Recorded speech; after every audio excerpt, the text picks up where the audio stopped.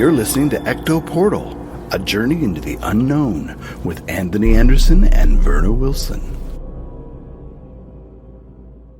I hope that you are seated comfortably with the light turned down and the curtains drawn.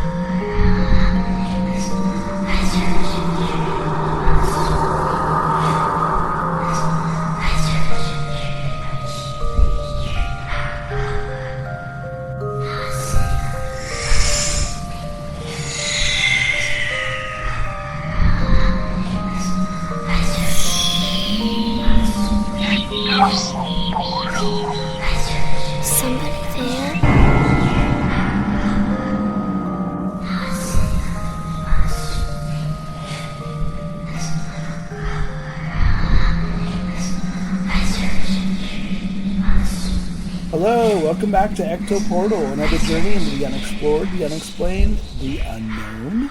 I'm Anthony Anderson, your host, and I'm with my co-host, Verna Wilson, and he puts up a lot with me. Today, our show is the 1989 UFO abduction of Linda Cortilenapolitano of New York. Right. It's a very famous case. Bud Hopkins actually wrote a book about it called Witness, and we'll talk about that whole case, some of the incidents that happened, and some of the doubt on the actual UFO abduction. So what did you do lately? What have you been up to? Well, my boyfriend had to find a microwave. So, no. Yeah. Because his got old, and, you know, he depends on it for certain things. Mm-hmm. And he actually brought one home from work, and it only halfway worked because it was one they were trying to get rid of. So he found out that I have a Costco account, and we actually went over to Costco, and we tried looking for a microwave, and they only had one kind there. That's it? Only one kind. One to choose from. Only one to choose from, but it was actually a good brand. Okay. So I told him, I said, that looks like a good brand, and it was the right size, and it was a good price. So we took it home, and it works beautifully. And it's haunted? No, it isn't, because it came out of the box. Damn it. Okay. We didn't go to a thrift store and buy it. We went to Costco. Yeah, secondhand. A thrift store would have been. A secondhand haunted microwave. You know, they sell appliances in thrift stores, and I've seen microwaves there. Yeah, but I could never buy an appliance in a thrift store. It seems kind of icky to me. It seems icky to me, too. And I just look at them, and I just think, really? It'd Does be like it work? buying someone's used underwear in a thrift store. It's kind of like that, yeah. You're like, no. They don't sell used underwear in thrift stores, How do you know? No, they do. They sell everything in thrift stores. But don't they wash it and sanitize it first? Well, they do, but would you still want to wear someone's underwear? They could be dead. You're wearing dead person's underwear. You know, it gives me the creeps, too, but there are certain things, of course, they wash and sanitize it first. Secondhand items, I don't know. But you got to think, babies and children, there's underwear. And somebody wore it for probably a long time. Are we talking about microwaves or underwear? Well, sorry, I branched off. No. Go back to your microwave. No, I agree with you. It's kind of the same thing. You use microwaves, use underwear. So, yeah, exactly. Anyway, he bought a new microwave, and he wasn't sure about it because he hasn't used anything from that brand in a long time. Mm-hmm. But it's a good brand, Panasonic. That's a great brand. Yeah. They make good electronics. My microwave I currently have, which I need a new one because it only lasted a couple of years. It was from Amazon. It was an Amazon Basics, and it was cheap. But you know what? You get what you pay for, and it isn't lasting as long. I noticed there's some rusting going on, so that's not good. So I have to get rid of that one. Right. Well, if you want a microwave, go to Costco with me. All right. But anyway, he was happy. He ended up being very happy with it. And afterwards, we went out for Mexican food. Mm-hmm. And we tried this new place we've never been to before. It was in Concord. And it was very good. And that's my exciting news. Wow. Woohoo. Wow, you should have lied and said the microwave was haunted. But I guess from Costco, no one would believe it, right? Not from Costco, no. If I just said, "Oh, I bought it from a thrift store," and it was haunted and it worked really weird, it started doing weird lights. Every time I put a food in and I put 2 minutes on the pad, it would start to flash and it would read, "Bob says hi." And then people would say, this girl's a weirdo. She buys microwaves from thrift stores. Yeah, exactly. Okay, so what do you have? So my article, okay, we've done shows and had many articles about haunted dolls, creepy dolls. We did the whole show with your and Linda's doll. We did. What was the name of that doll? Baby Secret. Baby Secret. And she still works, folks. She was haggard, though. She was haggard. That was Linda's doll. She done a lot she was haggard. of time. Yeah, she was haggard. That girl walked a lot of streets from looking at There's that a picture of Tony holding her, too. I know. I look so excited. We're gonna put that picture up one of these times. Lordy. But she still works, and we even had her. She's working the streets, all right. We had the doll. We actually had the doll talk in between the show breaks. So if you ever go back to that show, you'll hear Baby Secret. That's right. I'll make sure that's up on our YouTube site. So oh yeah, it'll be in the archives. If you go to our website ectoportal.com, the show archives, you'll be able to find that episode. But yes, it was a fun show. It was. That was a lot of fun. So this article is about a haunted doll. It was featured on a British antique show, and a lot of people were creeped out by it because this segment, the show itself is called Bargain Hunt. It was on BBC, hosted by Charlie Wass, and he interviewed a Nottingham Haunted Museum's curator, Marie Wesson, and she was showing different pieces from her haunted museum collection. But one particular one that she had was an eerie-looking doll that was called George, and it was sent to her from a family who lived in Texas in America. Oh. So they apparently did not want it anymore, and they wanted to send it to her paranormal or her supernatural spooky museum, haunted museum in Nottingham. So anytime a doll is sent to a museum, like a haunted museum, there's going to be something about it. Especially sending it to another country. To another country. They really wanted to get rid of it, didn't they? So according to this curator, Marie Wesson, the piece was created as a tribute to a family member who passed away, and the doll actually has his glass eyes, and the hair is his hair. No wonder. Now, it was problematic, I guess, for the family because they said they had a lot of paranormal things going on, and they said that the actual doll caused them to have headaches with with pain specifically in their eyes. And so they took him to a few mediums, and apparently George wants his eyes and his hair back, and he can't rest without them. That's what the mediums told them. Well, considering the evidence, wouldn't you? Well, if I was George and my physical body was gone, no, I wouldn't be pining for my glass eyes. Would you pine for your glass eyes? No, probably not. But and your hair, I mean, come on. Maybe he was just bothered by it. Well, yeah, it could be. But to me, that sounds more like humans coming up with justifications. Right, okay. Especially mediums. This sounds like a medium that likes to You make have a very up. good point, yeah. Sorry, excuse my French. This medium likes to make shit up. He likes oh my God. The doll has his glass eyes. Oh, and you've had pain around your eyes. Oh, it sounds like you're right. It sounds like a medium making doo-doo up. Shit up. Same thing. So rather than reunite George with his missing hair and eyes, the spirit, which obviously would have been impossible, they opted to send him across the pond where he resides in Nottingham's Haunted Museum. Now the piece is a very disturbing appearance, and many viewers actually wrote in about it and were turned off by the program. And they said, I can't look at it. The doll is just too creepy. So I'm going to put this article on our Facebook page. You'll see the video sequence of the woman on this show holding this doll with the glass eyes and the creepy looking. It does look really creepy. I would not want to have this doll only because it has someone's actual human hair made into the doll. You're borderlining on voodoo dolls at this point. You are, and I've heard of dolls and mannequins made from human hair, and and they said sometimes some of them we did a show where there was one where there was actual human skin and the actual corpse of one, and she was shown in a window, but that would creep me out. I'm sorry. Yeah, dolls are meant to be cute and fun and nurturing. They're not meant to be creepy. Creepy human representations of a dead person. So, but back to the original family member, they did it to honor him, or why did they construct this doll? None of that is available. Nobody knows. So the family who owned the doll didn't even know. They just know it was made. I know as there's a lot of mourning. There's a lot of mourning. Well, like it goes with Victorian, or what is it? Like the 1900s, where they used to braid hair and put it in right. frames. I know that, but I never heard of dolls. I've heard of jewelry, little boxes. Yeah, I haven't heard of dolls either. Not dolls. To me, that's who would play with it. Yeah. Is it just meant to sit on a mantle? Is it? I think it's meant to sit but there. Why would you make George into a doll? That's just it's weird. Just, There's so many questions. I don't know. That's too weird. There's so many questions. Right. I do. That is my number one question. Why make it into a doll? Yep. Hip part. Never mind. Okay.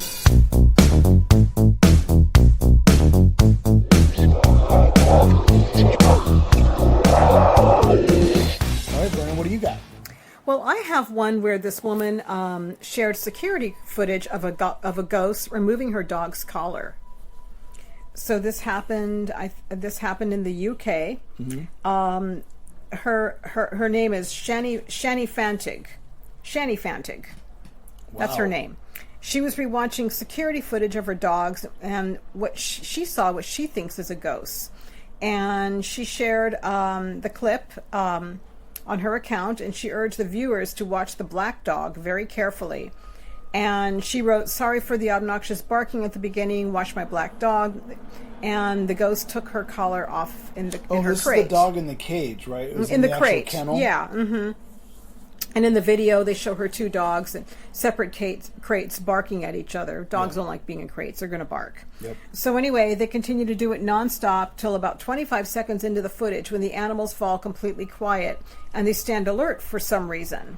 So the black dog, which is in the cage on the right, he starts to whimper, and suddenly he falls back into the cage as far as it can when its collar randomly falls off. And that's what convinced the owner that there was a ghost, and she says she's not the only one that thinks it.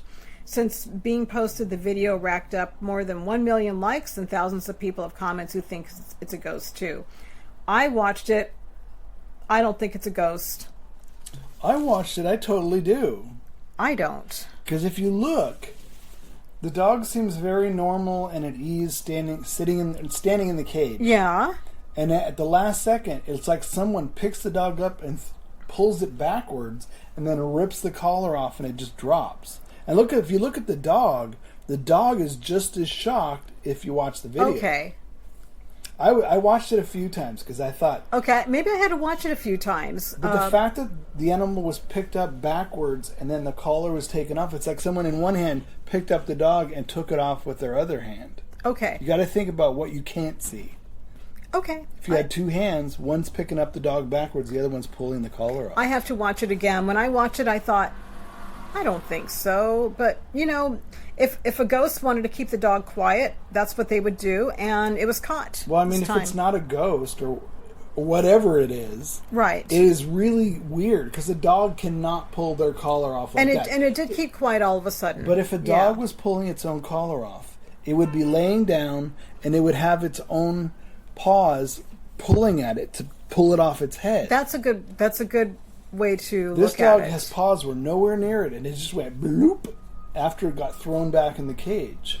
So the ghost was trying to help out and quiet the dog down, and he thought taking the collar... Maybe the ghost used to be a dog owner. He probably thought taking the collar off would surprise the dog. I think they were just wanted to see what happened, I guess.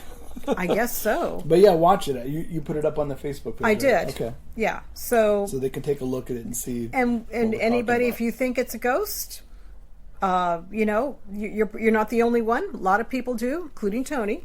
Or whatever. If it's a ghost, whether it's something we can't see, I don't know. But there's definitely something there then. Off. Yeah. I absolutely agree with that. Okay. All right, folks. That's the paranormal news.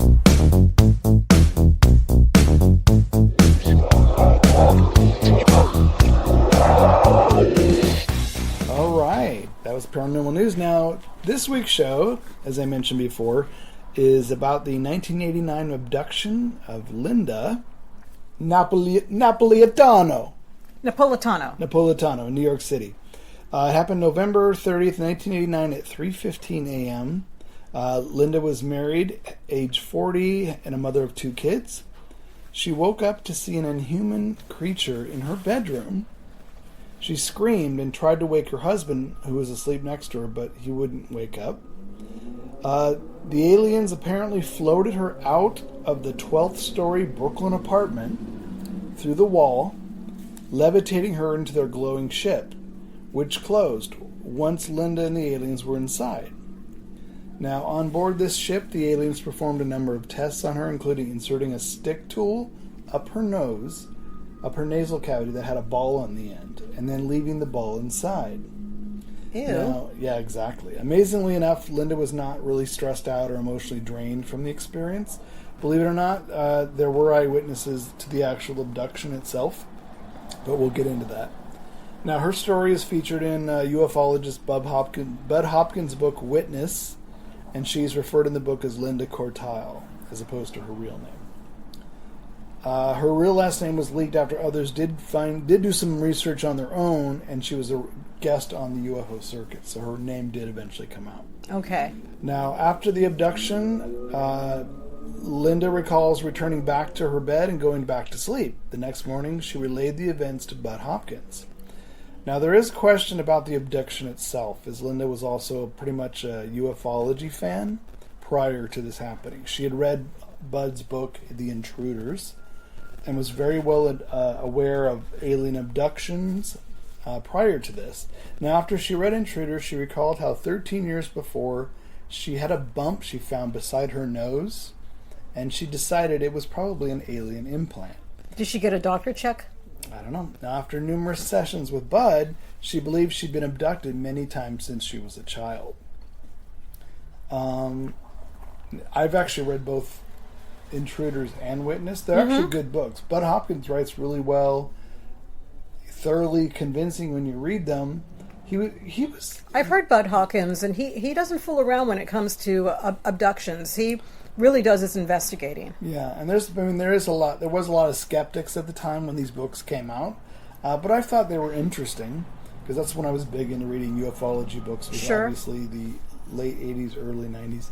So in February 1991, Bud received a letter from Dan and Richard, who were 2 police officers, and they had witnessed a reddish-orange object with green lights and hid inside their patrol car just near FDR Drive, near Linda's building that night. They said they saw alien figures floating out of the building window, one wearing a nightgown. Once the figures were aboard the ship, it plunged into the East River and vanished. Now, that was over a year later that these That made it more credible. Yeah, well, and it gets weirder, though. It was over a year later that these police officers wrote to Bud Hopkins out of guilt that they were unable to do anything to help Linda at the time. They asked him whatever happened to her after that traumatic night. Bud told Linda that she might be contacted soon by these guys, and a couple days later Linda called Bud and said they came to see her. It was kind of a reunion for all 3 of them. It was emotional that they all shared these events that night. Dan and Richard told Bud, we don't want to be identified for respect and credibility of our work. Of course. Police officers. Richard asked that if Bud had any messages for them to give them directly to Linda, and they would talk to Linda directly. I can understand with the nature of their work. Can you imagine? Well, they just wanted to keep separate from Bud Hopkins and UFO research. Right, of course. Yeah. Can you imagine you see the you'd be policeman walking down the street, you go, oh, there's the kooks that are there's the all kooks UFOs, that sees saucers in the sky. Exactly. Mm-hmm. Yeah. So a bizarre turn of events happened in April of 1991. Richard and Dan grabbed Linda off the street, and they interrogated her and treated her like she worked for a secret government or even a stranger, that she was an alien herself. And they demanded she remove her shoes to see her toes, and claimed that aliens don't have toes. What? And they saw that she had toes, so they realized that she wasn't. Now, if that's weird enough. A few months pass, and in October of 91, Dan and Richard kidnap Linda and bring her to a beach house that one of them owned. Linda claims she saw 2 framed pictures of herself on the wall, with one of them was with her son. They forced her into a That night. would freak me out. Absolutely. They force her into a nightgown that's just like the one she wore the night she was abducted. Linda then claimed that Dan tried to have sex with her and even tried to drown her before Richard stopped him. Linda fled on the beach and went to Bud Hopkins' house, and he said he saw sand was in her hair and her hair was all disheveled and that she was traumatized. So they actually took her to a place near Bud Hopkins' house? No. They took a place to their own beach house. She escaped. I know, but she escaped and went to Bud's house. Yeah, I know, but it couldn't have been that far away if she went. No, she just went to Bud's house. Okay, all wherever right. It was. It's not like he lived on the beach next door. All right, that would be a little weird, but I see what you're saying. Though. That would be, but when you listen to it, okay, all right. Days later, Bud received odd photos in the mail sent by Richard showing Linda fleeing from them on the beach. Did Bud ever show those photos? I don't remember if they're in the book or not. I don't remember. I don't recall. I mean, okay. But I would be curious to see. I would be curious I have about a copy that. of Witness still. I don't think I have Intruders anymore, but I do have Witness, I think. Because showing those photos would be... Yeah. Well, it's something, right? Yeah. So Richard recalled dreams about a girl when he was a child called Baby Ann. When Linda was told of this, she recalled an imaginary friend named Mickey, who in fact was Richard. They were both bonded under the guidance of aliens, and that under their care, Richard fathered Linda's son, Johnny. So it gets a little, soap opera-ish. Yeah. Yeah. So so obviously the aliens were having like party down night, so they could conceive a child together in the saucer, I guess. I guess. Alien orgy? Okay, I didn't go that far. Okay, All I'll right. stop. Anyway. Okay. Dan sent Bud Hopkins a letter that he said he and Richard were security officers who were driving a political figure of international significance, United Nations Secretary General Javier Perez de Solar, that same night. So they were actually chaperoning him when they saw the encounter. He also mentioned that there being a third man, obviously Javier. Later, when Linda spoke to Bud, she actually recounted sentences from this very same letter that Bud was sent, which I thought was weird. Does that imply that she just knew about it somehow? Or maybe she dreamed about it? I don't know, maybe, but was he coerced into sending the letter? I mean, is this alien activity going on? I don't know. It's interesting. I can't explain it. Well, I don't think she can either. No. So ufologists claim that Javier was also abducted along with Linda and had seen her on the beach, but that no one should contact him about this because the United Nations is working with aliens to end the Cold War. Really? So November 17th, 1993... I've heard that before. Yeah. November 17th, 1993, Bud Hopkins went along to meet Javier with a reporter. The reporter asked questions about the UFOs. The conversation quickly drifted to politics, and Bud Hopkins a little disappointed because he really wanted to follow up with Javier and that stuff. He didn't want to talk about the politics. No. Okay. No, but the guy, Javier, obviously didn't want to talk about the UFOs either. So Hopkins thought that Richard's attempted murder of Linda ought to be reported to the police. He found authorities were very nonchalant in what Dan and Richard had done. They didn't really seem to care. They probably thought it was a bunch of hooey. And it was probably because of the UFO stuff. Mm-hmm. If Linda reported the crime, wouldn't they think she was a kook and maybe lying? They thought it was a bunch of hooey. Yeah. So researchers have traveled to the abduction site and discovered a guardhouse that was staffed 24 hours a day, and no one reported any lights. The apartment manager was called and asked if he heard anything that night out of the 1,600 different residents. Dan and Richard witnessed it across the street from the loading docks, but no one else saw anything. But there were other witnesses. Janet Kimball was driving along the Brooklyn Bridge, and she saw what she assumed was a sci-fi movie being filmed above her. She didn't pay any other attention to it.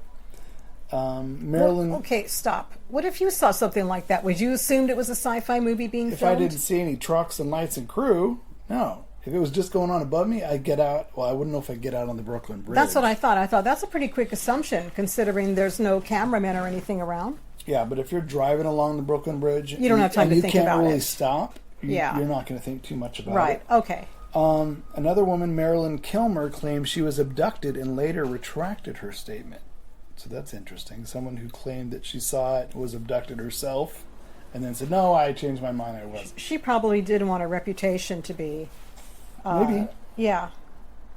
One of Linda's former neighbors, Francesca, remembered an eerie light. She was not entirely sure of the date that it happened, though, but also thought she had been abducted, and later decided she hadn't when her 8-year-old child decided that he also had been abducted. So as soon as her kid piped up and said, "I was abducted too, Mommy," she's like, "Okay, I wasn't abducted." Huh. But maybe she didn't want her son to get involved, and she decided, you know what, let's step back. Kids don't say these things just because they... They do if people Well, I around, guess like, no. "I was abducted." "Oh, Mommy, I was too, right?" Oh, Kids right. can do that. Oh, yeah, just to go along. Uh-huh. Yeah. Okay, You I see get what it. I mean? Yeah. So Bud Hopkins himself did not conduct any interviews with these other people who might have seen anything on that same night during Linda's abduction. Bud was contacted with letters, tapes, calls, drawings, yet he chose not to see any of them face to face or hear their stories. Now, when Bud Hopkins wrote Linda's story in the book Witness, she also received some of the profits. Well, of course she did. It was her story. There's a lot of people who do that who don't get any profits from these, but they just But she was working with somebody who was good enough to do that for her. But the ufologist thought, isn't it odd that she wasn't getting half or anything, but she was getting definitely something. Yeah. But I don't know, maybe that was an arrangement. So there's, and I know Bud has problems in the ufology in the circles. Why? About his credibility. Oh, yeah. His therapy, hypnotherapy to get him to recall their abductions and stuff. I know Whitley Strieber had some of that done where he had to recall the Whitley abductions. Strieber is somebody we've been hoping to get on the show for a long time. I haven't heard anything about him in ages, but No, neither. I'd like to talk to Whitley. Yeah. I mean, I remember reading this book. It's a very interesting book to read.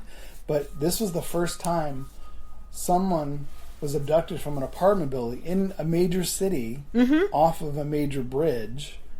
Mostly it doesn't happen that way. It doesn't. It's usually the countryside or walking down the road or it's like an open space. It's not usually in the middle of a big city. Exactly. So I think that's probably why it garnered so much attention is, wow, look at this. You know, it's one of the few times we've heard this because you and I had a guest that had contact with alien with aliens and when he was away from them for a while, he actually moved to a big city and he had some kind of contact with them again very briefly. Yeah. Yeah.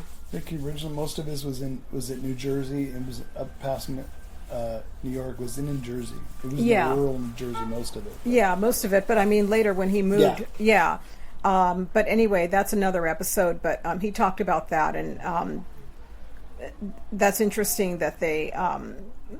It makes me wonder, you know.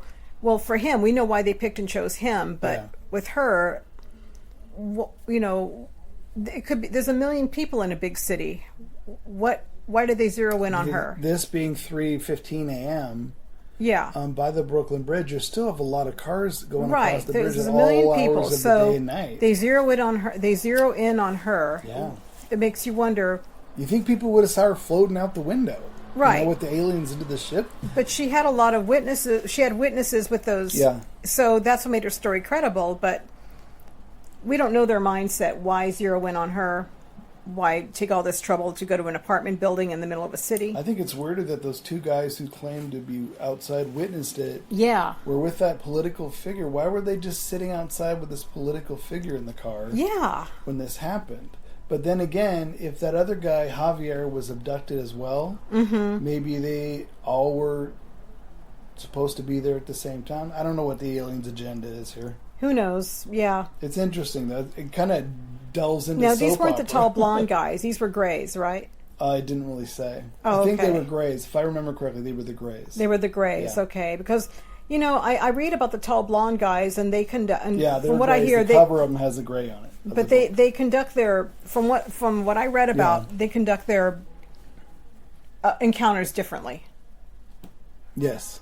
Yeah, Very the tall different. blondes. I Yeah. think the blonde, if I remember correctly, the blonde aliens were a little more sensitive to the abductees versus the grays, which are kind of cold. They're kind of and- emotionless. Yeah.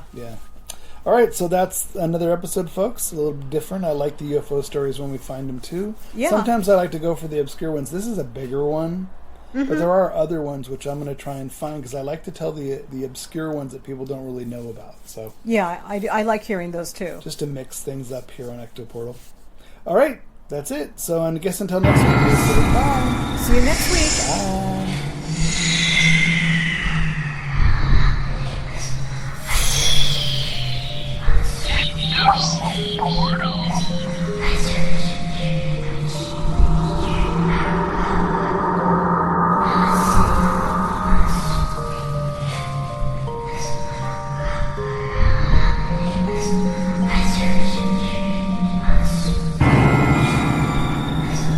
Royalty-free, copyright-free music by Kevin MacLeod and Ross Bugden. Be sure to visit us at www.ectoportal.com. Check out our archives on YouTube and head on over for new episodes to ectoportal.podbean.com.